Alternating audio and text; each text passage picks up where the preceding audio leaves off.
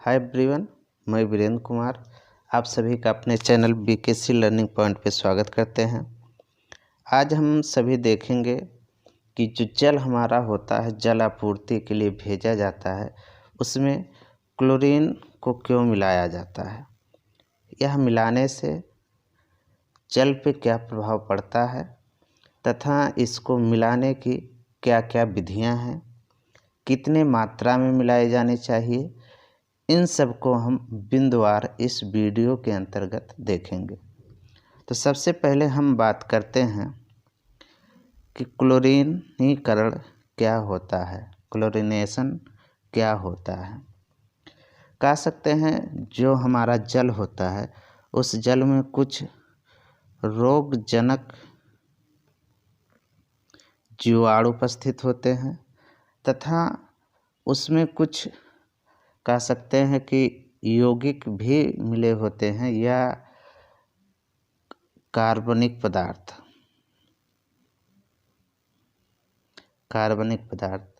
रोगजनक जीवाणु और कार्बनिक पदार्थ को अलग करने के लिए जल में कुछ क्लोरीन की मात्रा या क्लोरीन के यौगिक मिलाए जाते हैं, जिससे कि जल में उपस्थित रोगजनक जीवाणु नष्ट हो जाते हैं और जो हमारा कार्बनिक पदार्थ होता है, इन कार्बनिक पदार्थों का ऑक्सीकरण हो जाता है।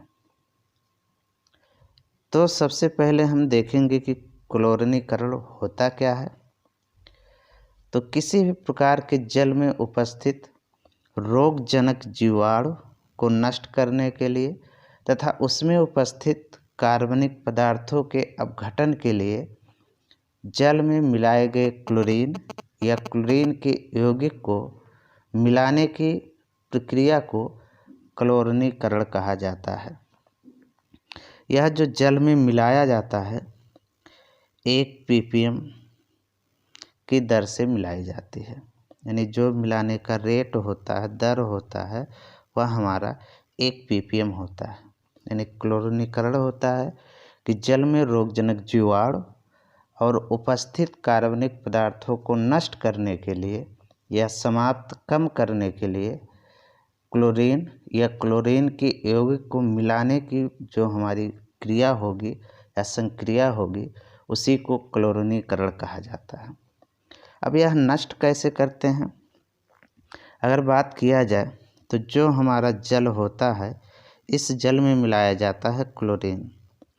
जब इन जल में क्लोरीन मिला दिया जाता है तो ये हमारा hypochloride acid HOCl plus HCl मिला बनाते हैं। इन दो यौगिकों में यह टूट जाता है।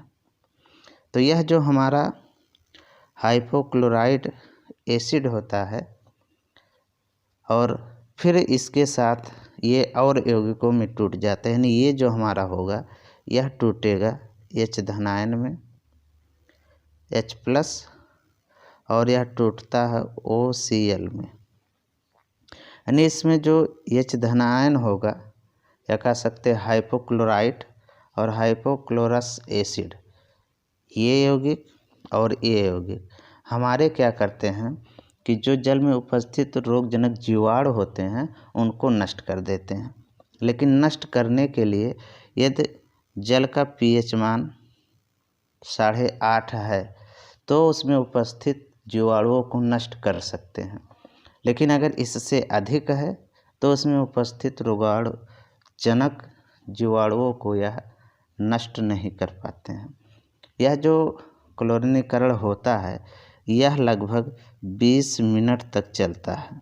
20 मिनट में यह पूरी संक्रिया समाप्त हो जाती है।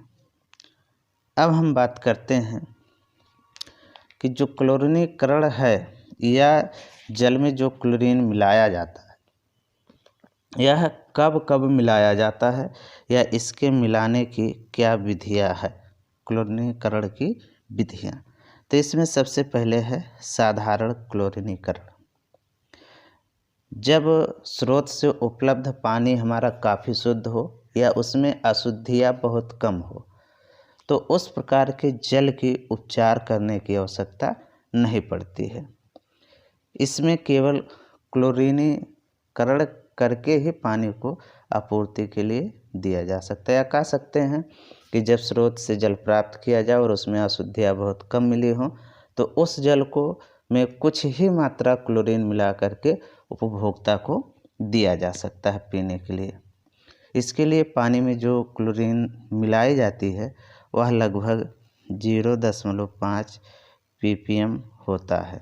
इतना ही पर्याप्त होता है। अगर जल शुद्ध हमारा है और उसमें इतना ppm तक ही क्लोरीन मिलाई जाती है तो इसे साधारण क्लोरीनीकरण कहा जाता है। इसके बाद हमारा दूसरा है पूर्व क्लोरीनीकरण, प्री क्लोरिनेशन। जब पानी में उपस्थित रोगाणु या रोगजनक जीवाणु एवं कार्बनिक पदार्थों की मात्रा बहुत अधिक होती है, अधिक होने के कारण जब जल का अवसादन किया जाता है और फिल्टरन किया जाता है, फिल्टरन करते हैं और इससे पहले ही क्लोरीन मिला दिया जाए, यानी जल को शुद्ध करते समय जब उसका अवसादन किया जाता है और फिल्ट्रेशन किया जाता है, यानी उसमें निलंबित कण और जीवाणुओं को अलग किया जाता है, उससे पहले ही यदि क्लोरीन मिलाया जाता है तो वह हमारा पूर्व क्लोरीनीकरण कहा जाता है। या कह सकते हैं कि जल के शोधन से पूर्व ही उसमें यदि क्लोरीन मिलाई जाती है और फिर जल का शोधन किया जाता है तो इसी क्लोरीन की मात्रा को ही पूर्व क्लोरीनीकरण कहा जाता है। पश्च क्लोरीनीकरण में क्या होता है कि जो हमारा जल होता है उसका अवसादन और फिल्ट्रेशन के बाद जब जल में क्लोरीन की मात्रा मिलाई जाती है तो वह हमारा पश्च क्लोरीनेशन कहलाता है। दोहरा क्लोरीनीकरण, इसमें क्या होता है कि जो जल हमारा होता है इसमें रोगजनक जीवाणु और कार्बनिक पदार्थों की मात्रा बहुत अधिक होती है, तो ऐसे स्थिति में जल के शोधन करने से पहले और जल के शोधन करने के बाद दोनों स्थितियों में क्लोरीन मिलाई जाती है, उसको कहा जाता है दोहरा क्लोरीनीकरण। डीक्लोरीनेशन, जब जल में क्लोरीन मिलाई जाती है और इसकी मात्रा बहुत अधिक हो जाती है, या कह सकते हैं कि जल में कुछ क्लोरीन की मात्रा अतिरिक्त हो जाती है, तो उस क्लोरीन की मात्रा को अलग करने के लिए या निकालने के लिए इसमें सल्फर डाइऑक्साइड, सोडियम थायोसल्फेट आदि मिलाया जाता है। इसे ही डीक्लोरीनेशन कहा जाता है। इसके बाद हमारा है अति क्लोरीनीकरण, सुपर क्लोरीनेशन। जब पानी में क्लोरीन की जो मात्रा हो वह 2 से 3 ppm तक हो, ppm से अधिक मिलाई जाए तो उससे अवशिष्ट क्लोरीन 0.5 से 0.7 ppm तक हो सकता है। इसे ही अति क्लोरीनीकरण कहा जाता है। अब हम बात करते हैं क्लोरीन की मात्रा। यह क्लोरीन की मात्रा जो होता है, जैसे कहा जाए जल में क्लोरीन मिलाई जाती है तो उसमें उपस्थित रोगजनक जीवाणु और साथ ही साथ कार्बनिक पदार्थों की जो उपस्थिति होती है उनको नष्ट करता है, और इसी को नष्ट करने के लिए क्लोरीन की मात्रा जो मिलाई जाती है वह क्लोरीनीकरण कहते हैं। यह कहा जा सकता है कि जल के पूर्ण रोगाणु नाशन के लिए जल में कुल मिलाई गई क्लोरीन को ही क्लोरीन की मात्रा कहते हैं। यानी कह सकते हैं कि क्लोरीन में उपस्थित रोगजनक जीवाणु और उसमें उपस्थित कार्बनिक पदार्थों को नष्ट करने के लिए क्लोरीन की जो मात्रा मिलाई जाती है उसी को क्लोरीन की मात्रा कहते हैं। क्लोरीन मांग, कह सकते हैं कि जल में उपस्थित रोगजनक जीवाणु और कार्बनिक पदार्थों के अपघटन के लिए आवश्यक क्लोरीन की मात्रा को ही क्लोरीन मांग कहा जाता है।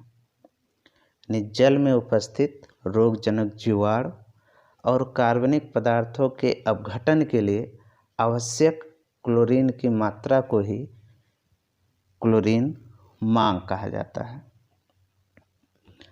अवशिष्ट या मुक्त क्लोरीन,